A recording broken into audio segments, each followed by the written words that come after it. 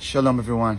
It's Rabbi Eric Solomon with Morning Torah on one of the most difficult and painful weeks and most difficult Shabbatot I've entered in my life, perhaps since 9/11. 3 points I want to make. First of all, many of you know who are part of our community or know me, friends, family, or just others who are connected. Sadly, my mother, Elaine Solomon, Elea Shalom, may she rest in peace, died last week. Her funeral was last week, and I completed the Shiva process a bit truncated due to Sukkot or Shmini Atzeret, and then I'm in the 30 days. So if you notice a longer beard, or I'm holding that, and I want to thank everyone for their chesed and their love and nechama and comfort for me personally. It's been very meaningful. Each note, each message, card, it really has lifted my heart and my soul. Of course, though, it's hard to separate that from the pain I feel about what has happened in Israel and is going on in Israel. It's excruciating for all of us who feel a sense of humanity, regardless of side. But certainly the massacre is beyond words.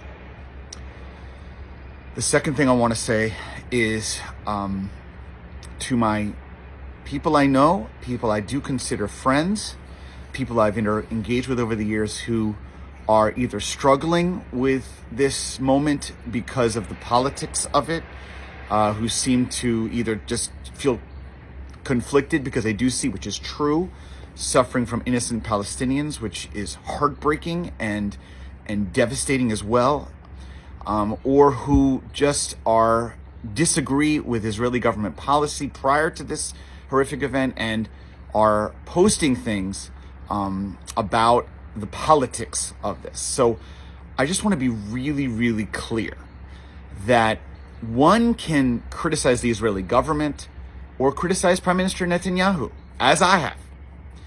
One can be against the occupation, against settlements, against all kinds of behavior by Israeli government policy.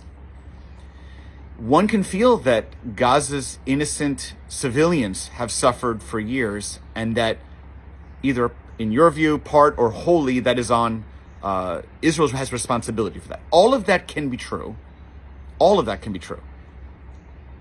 And one does not in any way need to say that they support Hamas and their horrific massacre, inhuman, depraved killing of innocents and hostage taking of babies, children, Holocaust survivors. There is an absolute clear line difference to having political disagreement on a policy, disagreement on behavior, and supporting in any way violent attacks on innocent people, holding of hostages this Shabbat. And for those that cannot see a distinction between those two things, cannot hold those things at the same time, I find your posts to be repugnant. They are anti-Semitic. They are saying that Jewish lives don't matter. By the way, these are American lives as well.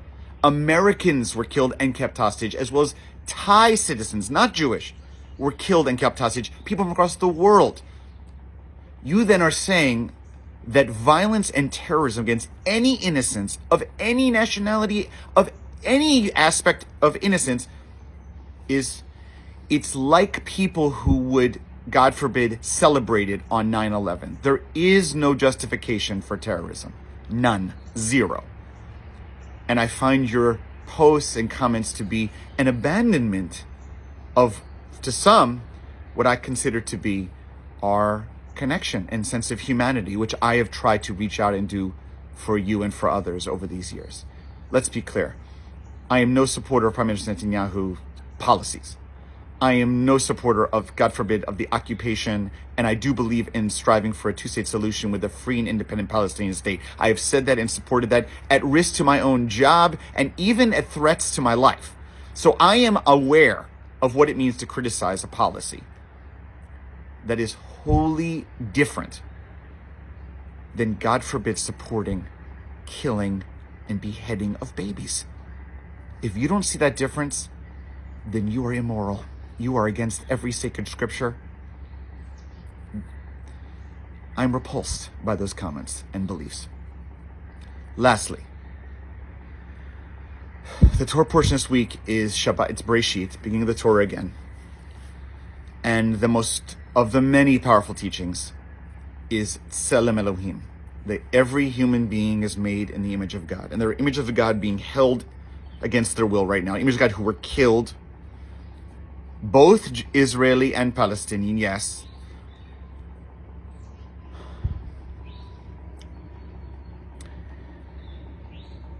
The root word for tselem, if you look at scholars, it's sel. Sel means shadow. And one of the things I've learned from my personal mourning experience, which I'll connect here, is that I had guided hundreds of people through the death and mourning process. And I have felt through them the experience and their pain, their loss. I have learned, I've heard the intricacies of the emotions of the soul hurt. It has been one of the privileges of being a rabbi. However, it's not the same as being my own mother. I, for the first time now, understand in a personal way what it's like to lose one's own parent. And that experience has emphasized for me the word sel in Selem.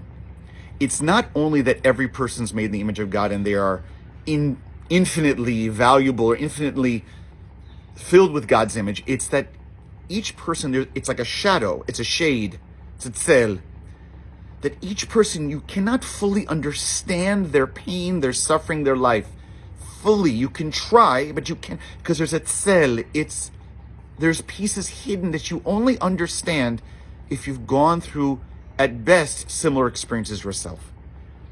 And so I want to thank all those who have reached out to me, my community, have stood by us, Jewish and obviously not Jewish, Americans of all stripes, to say, I may not fully understand what you're going through, but I feel for you. I know there's a shadow, there's a shade that you can't fully convey, but I'm reaching out to you to say, I'm praying for you, I'm holding you. I'm holding the suffering of innocence. I know this as reminders of history.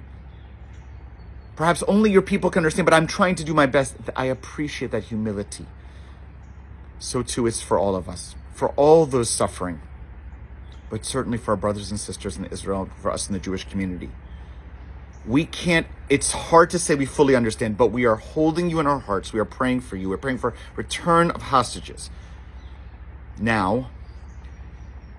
And we are praying, please God, that Israel's military will do everything it can as humanely and morally as possible to rid this vicious beast of Hamas from ever hurting one more innocent person again.